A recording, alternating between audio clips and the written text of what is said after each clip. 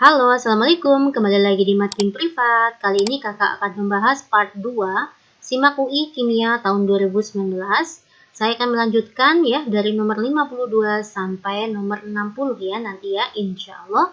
Oke ya, langsung saja nomor 52. Reaksi pembentukan MgOH2 berlangsung mengikuti persamaan reaksi yang belum setara. Hati-hati adik ya, itu ada kata-kata belum setara. Oke. MgNO32 ditambah KOH. Saya tulis ulang aja di bawah. Ya, ada MgNO32 ditambah dengan KOH menghasilkan MgOH2, magnesium hidroksida, dan kalium nitrat. Nah, terus jika ke dalam labu reaksi dicampurkan 50 ml, saya masukkan 50 ml.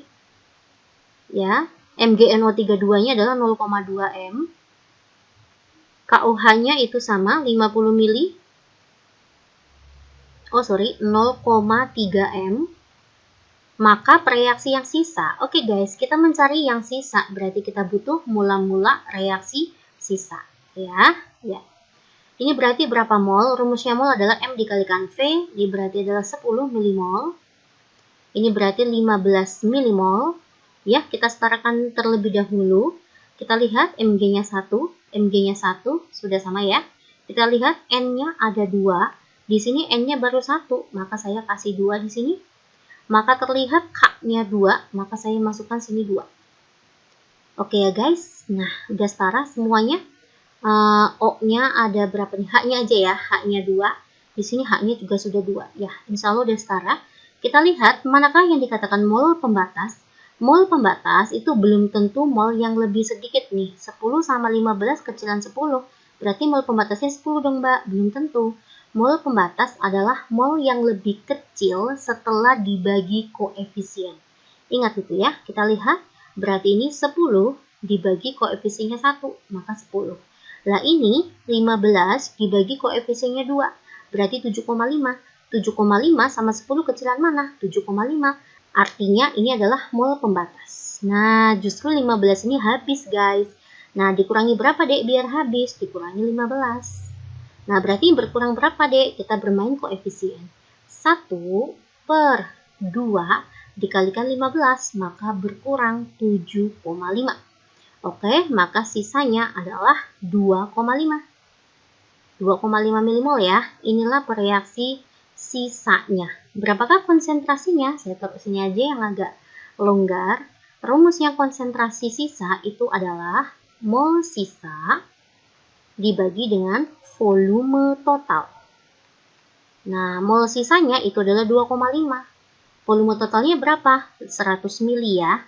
Iya, maka jawabannya adalah 0,025. Oke guys, jawabannya adalah A. Pasti kalian bisa. Jika ada yang ditanyakan, silakan ya di kolom komentar. Lanjut nomor 53. Amonium sulfat NH42SO4 merupakan garam anorganik yang sering digunakan sebagai pupuk. Jika suatu tumbuhan membutuhkan 19,6 gram nitrogen dari amonium sulfat, pertanyaannya berapakah sih masanya amonium sulfat? Nah gini ya guys. Nah saya punya rumus mencari massa nitrogen di dalam amonium sulfat, maka di sini bisa menggunakan konsep. Kita lihat ya, nitrogen di amonium sulfat ada 2. Maka rumusnya adalah 2 dikalikan AR-nya nitrogen dibagi dengan MR-nya si amonium sulfat NH42SO4 ya, dikali dengan massa amonium sulfat. Ini rumusnya guys. Nah, kalian seharusnya bisa mencuri poin di sini. Masanya nitrogen itu adalah 19,6. Ya, 2 dikalikan AR-nya N itu adalah 14. Nah, MR-nya NH42SO4 berapa nih? Nanti kalian hitung ya. Ya, MR-nya adalah 132. Terima kasih yang udah ngitung. Oke, 132. Dikalikan masanya NH42SO4. Saya biar nggak nulis banyak, saya anggap X lah ya. Ditanya masanya X. Nah, oke, gimana guys? 14 dibagi 2 itu adalah 7 ya. 132 dibagi 2 itu berapa? 66. Oke. 2 ini berarti berapa? 33. Berarti masanya X, atau ini disebut berarti masanya NH42SO4 adalah 19,6. Saya kali dengan 33. Saya bagi dengan 7. Oke ya. Silakan kalian menghitung. Semangat ya guys. Jawabannya adalah 9,24. Ya, nanti kita cocokkan bersama. Kalian silakan menghitung. 9,24 kali 10 pangkat min 2 gram. Oke ya guys, yang penting kalian konsepnya paham ya. Ini rumus yang kita pakai. Bisa menggunakan perbandingan AR. Oke, yuk kita masuk ke soal nomor 54. Suatu wadah berbentuk bola, ya saya punya wadah nih berbentuk bola sebanyak 5 liter. Nah, kandungannya ada apa aja? Ada NH3, ya saya punya NH3 sebanyak 25,5 gram. Lalu ada apa lagi di dalamnya? Ada gas CH4 sebanyak 40 gram. Tetapan Avogadro-nya ada ya. Apalagi tekanan campuran gas tersebut pada suhu 25. Suhunya ada. Ditanya tekanan campuran gas. Nah, ini berarti kita bermain gas ideal ya.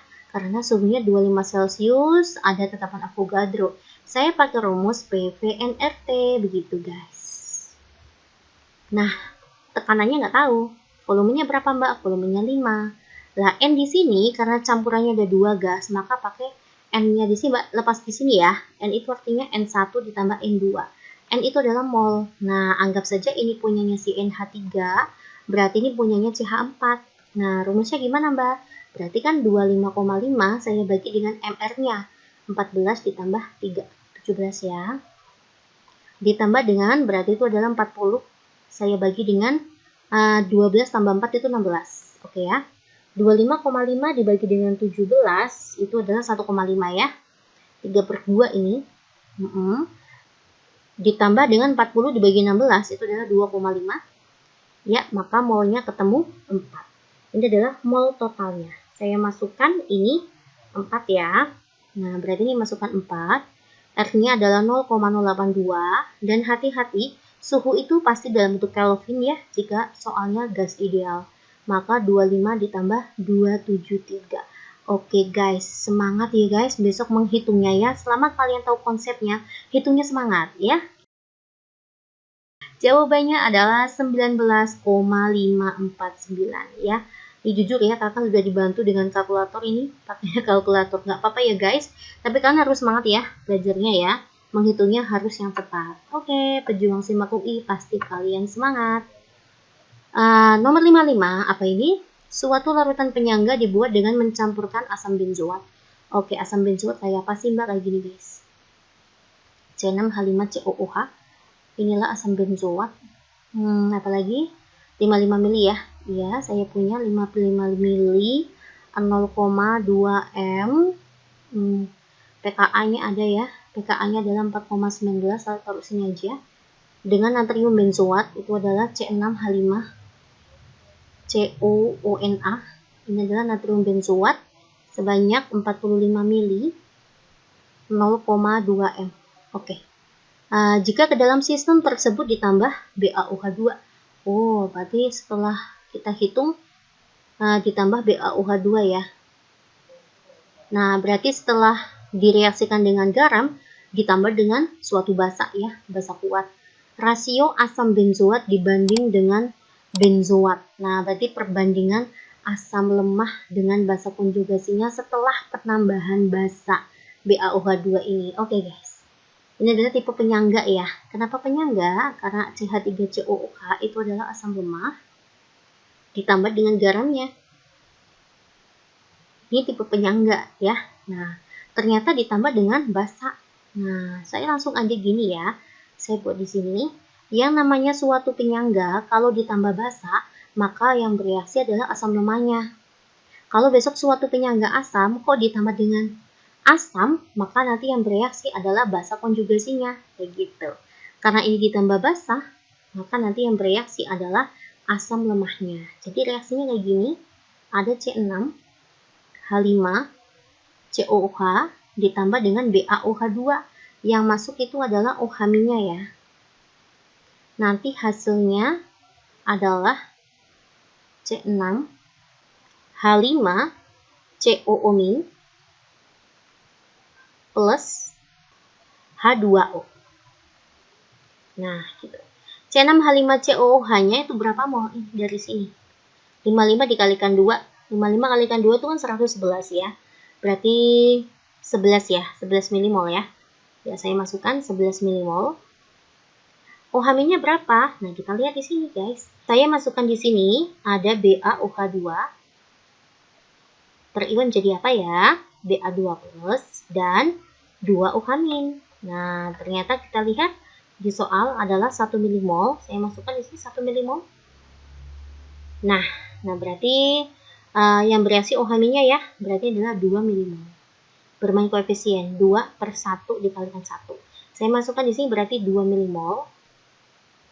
Nah, CH3COO-nya dari sini 45 kalikan 2 itu 90 ya, maka 9 milimol.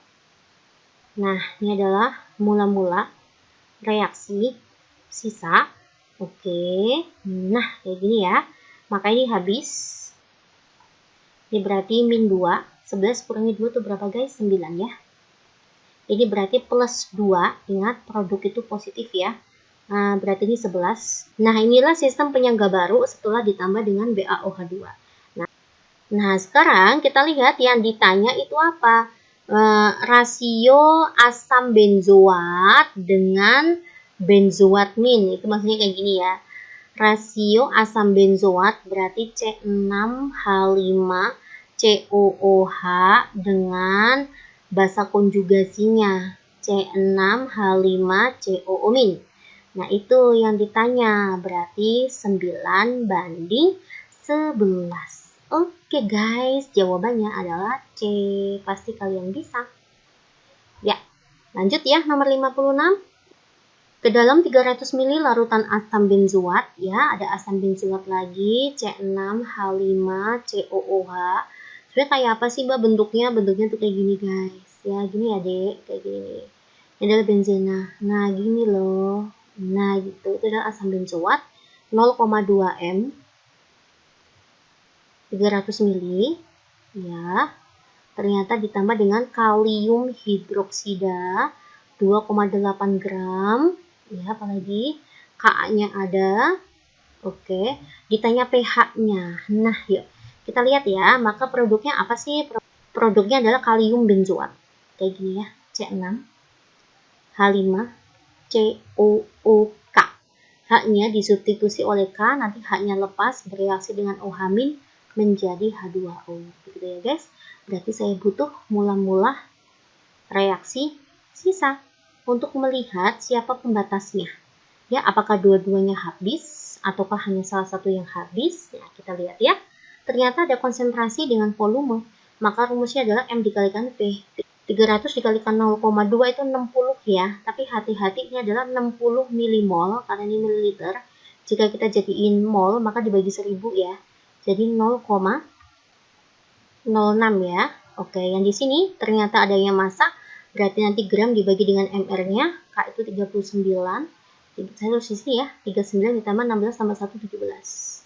9 tambah 7 berapa? 16, 1, 4, 5, 6. Ya, saya bagi dengan 56. 28 dibagi 56 itu 0,5. Berarti ini adalah 0,05. Oke ya guys, apakah ada yang habis? Ada nih habis nih. Ini habis. Ya, masing-masing koefisiennya 1. Ya, berarti ini yang habis ya. Nah, ini berarti habis. Berarti sini min berapa? 0,05. Berarti sisanya 0,01. Berarti sini plus 0,05. Berarti sini 0,05. Oke ya guys. Nah, maka dia membentuk apa? Membentuk penyangga. Kenapa? Karena bersisa asam lemah dengan garamnya. Ya, kita cari ya. Rumusnya adalah H plus sama dengan Ka dikalikan mol asam lemah, berarti C6H5COOH, dibagi dengan mol basa konjugasi, C6H5COO-. Nah, Ka-nya berapa? Ka-nya di soal adalah 6 kali 10 pangkat min 5, mol asam lemahnya 0,01, mol basa konjugasinya 0,05. Nah, berarti 6 dibagi 5 ya, itu adalah 1,2. 1,2 kali 10 pangkat min 5, maka pH-nya berapa? pH-nya adalah 5 min log 1,2. Oh, ABC-nya mintanya 5 min log 6/5 ya. Iya, 1,2 itu sama aja 6/5. Oke guys, mintanya seperti itu, nggak apa-apa ya. Oke, masuk ke soal nomor 57. Senyawa berikut merupakan senyawa organik yang bersifat asam. Ya, saya lihat di sini kenapa bersifat asam. Semuanya memiliki gugus CH3COOH ya. Ini semuanya punya ya, asam asetat. Manakah pernyataan di bawah ini yang paling benar? Dilihat dari poin 1, 2, 3 sampai 4 ini membicarakan tentang sifat keasamannya, mana yang paling kuat, mana yang paling rendah gitu ya. Berarti urutan kekuatan asam. Oke, saya gambarkan terlebih dahulu. Berarti gugusnya adalah asam karboksilat. Nah, di sini ada CH2, di sini ada CH2, di sini ada F. Nah, ini untuk poin ke-1 sebagai gambaran kalian ya. Untuk poin kedua, di sini ada C, ada C, di sini ada asam asetat, lalu di sini ada Cl. Oke, poin yang ketiga ada gugus Br, C, CH3CO, COOH. Dan yang poin keempat kita lihat C, ada F. Nah, di sini adalah COOH. Nah, berarti ini adalah asam asetat yang berhubungan dengan gugus halogen. Kita lihat di sini. Untuk poin ke-1 sampai ke-3, halogen itu berada di C ke-3. Nah, pada poin ke-4, halogen berada di C ke-2. Nah, kita lihat ya, bahwa kekuatan halogen, elektronegativitas ya, kita bermain di sini. Elektronegativitas itu adalah kecenderungan suatu atom untuk menarik elektron ya. Itu namanya elektronegativitas. Itu dalam satu golongan semakin ke atas semakin besar karena dia adalah kuadran 1 ya. Kalian ingat lagi berarti F, Cl, Br, I. Maka yang paling kuat itu adalah F. Nah, kenapa saya arahkan ke elektronegativitasan? Kita lihat ya, saya lepas contoh di sini ada COOH, C, O, O, H. Suatu asam itu akan menjadi asam lebih kuat jika H-nya semakin mudah lepas, membentuk ion H+. Nah, kenapa dia membentuk ion H+? Karena dia menyerahkan elektronnya ke senyawa yang di sini ya. Maka dia elektron H-nya diserahkan ke CH3COO-, maka H+-nya mudah lepas. Nah, dari sini yang paling kuat menarik elektron itu adalah si F. Nah, kita lihat yang ada F. Oh, ternyata poin 1 dan poin 4. Nah, ini F-nya lebih dekat dengan gugus karboksilat. Artinya, F itu semakin kuat menarik elektron untuk H. Jadi, H-nya, elektronnya itu lebih cepat ditarik di sini, maka H-nya lebih mudah lepas, elektronnya hilang menjadi H+. Kayak gitu ya, guys. Karena dia lebih mudah melepas H+, maka dia sifat asamnya paling kuat. Oke, kalau misalkan saya ranking, berarti ini asamnya yang paling kuat ke-1. Berarti yang paling kuat kedua siapa? Ini guys, F. Ya, paling kuat ke-3 siapa? Ini. Paling kuat ke-3 asamnya. Paling kuat ke-4-nya adalah ini. Begitu guys. Ada gambaran ya? Ya, oke. Nah, kita lihat poin ke-1. Senyawa 1 merupakan senyawa dengan keasaman paling rendah. Salah ya. Yang paling rendah adalah poin ke-3. Nih. Oke, berarti 1 salah. Karena 1 salah, maka 3 jelas salah. Senyawa 2 lebih asam daripada senyawa 3. Betul ya? Senyawa 2 lebih asam daripada senyawa 3. Ya, karena 2 betul, ya udah 4 pasti betul. Senyawa 4 merupakan senyawa dengan keasaman yang paling tinggi. Ya, betul banget. Ya, karena 2 dan 4, maka jawabannya adalah C. Nomor 58. Berdasarkan data tersebut, reaksi yang berjalan spontan. Oke guys, kalau berjalan spontan itu artinya nilai E-selnya adalah positif. Apa itu rumusnya E-sel? E-sel itu rumusnya adalah E reduksi dikurangi E oksidasi. Nah, di sini cara membaca ini adalah E0-nya Cu itu plus 0,337. E0-nya Zn itu adalah min 0,763. Sedangkan E0-nya si Fe 3 plus menjadi Fe2 plus adalah plus 0,771. Nah, ini adalah E0 yang sudah diketahui. Nah, yang ditanya ini ya, kita cek nomor 1 dulu ya guys. Nomor 1, Siapa yang mengalami reduksi? Nah, reduksinya adalah Cu ya. Cu2 plus menjadi 0. Maka nanti rumusnya adalah SL red berarti N0-nya Cu dikurangi dengan N0-nya Zn. Berapa N0-nya Cu? Kan 0,337. Saya kurangi dengan N0-nya Zn min 0,763. Ya, ini jelas positif ya. Ya, berarti ini spontan, karena ini satu benar, maka 3 benar. Kita cek nomor 2, yang reduksi siapa? Ini ya, Fe3 plus menjadi Fe2 plus. Nah, langsung aja. Ini ya, Fe ya. Ya, berarti saya masukkan 0,771 dikurangi Cu ya, oksidasinya 0,337. Nah, ini hasilnya apa guys? Hasilnya tetap positif ya. Iya, maka dia juga spontan. Kita cek nomor 4 yang mengalami reduksi adalah Zn. 2 menjadi 0 kan reduksi ya. Maka nanti rumusnya SL N0-nya Zn berarti min 0,763 dikurangi dengan N0-nya Cu plus 0,337. Maka ini hasilnya negatif. Maka dia tidak spontan. Maka yang spontan adalah 1, 2, 3. Ya, jawabannya A ya. Kita masuk ke soal nomor 59. Manakah pernyataan yang benar dari 4 struktur organik berikut ya? Kita lihat poin ke-1 dulu. Apakah senyawa A dan B merupakan senyawa isomer? Betul banget ya. Syaratnya senyawa isomer itu adalah alkena. Ini betul ada alkena di sini ya. Ini harusnya ada alkena di sini. Gambarnya biar lebih jelas. Ini ada alkena. Terus selanjutnya atas dan bawah tuh beda. Ini OH, ini H, ini H, ini CH3, atas bawah beda. Ini juga nih atas dan bawah beda. Nah contohnya kalau yang lain kayak gini ya. Untuk contoh yang lain misalkan Mbak punya kayak gini ada C. Jadi Br nih, ini H. Nah yang ini adalah Cl, ini adalah Cl. Apakah dia isomer geometri? Tidak ya guys. Kenapa? Ini betul ya. Iya, ini Br, sini H, atas dan bawah beda. Tetapi ini atas dan bawahnya sama, maka dia tidak punya isomer geometri. Nah, selain itu, A dan B itu merupakan senyawa trans, ini trans. Sedangkan ini adalah senyawa cis, begitu guys. Oke, maka 1 betul, maka 3 jelas betul. Untuk poin kedua, apakah senyawa A dan C itu merupakan isomer rantai? Isomer rantai itu syaratnya adalah, saya tulis di sini ya.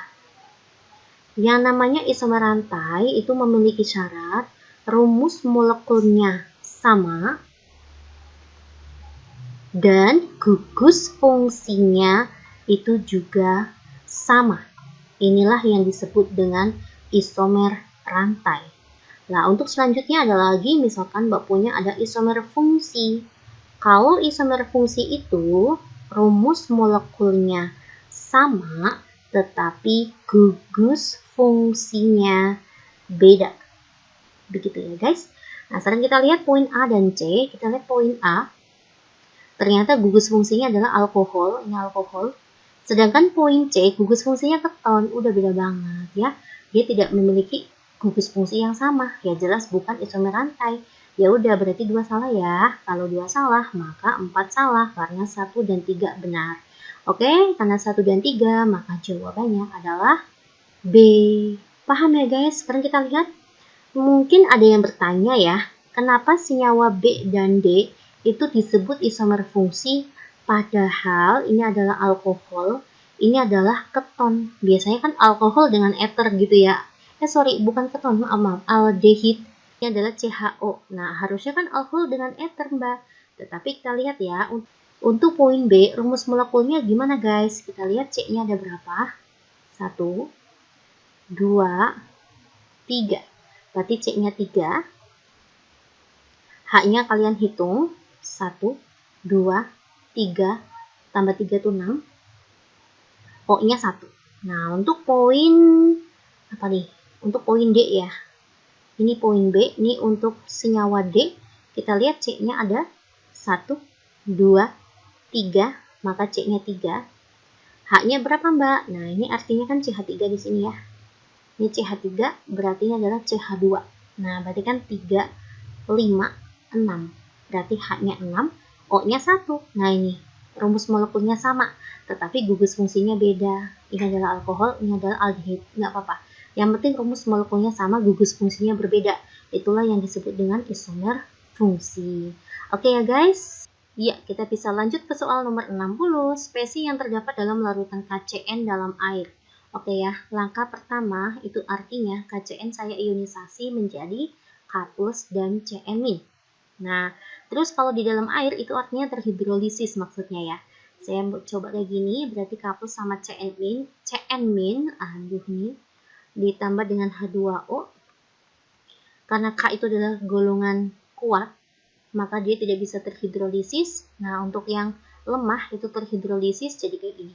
Oke ya, H2O itu kan artinya terion menjadi H+ dan OH-.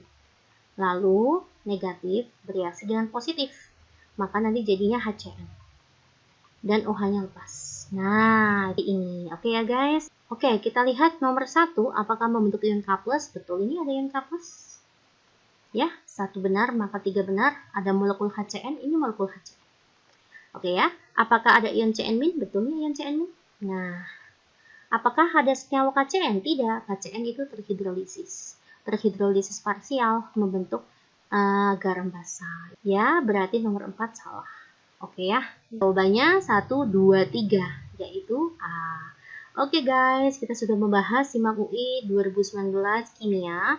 Semoga kalian paham semuanya adik-adikku. Oke, terima kasih. Assalamualaikum.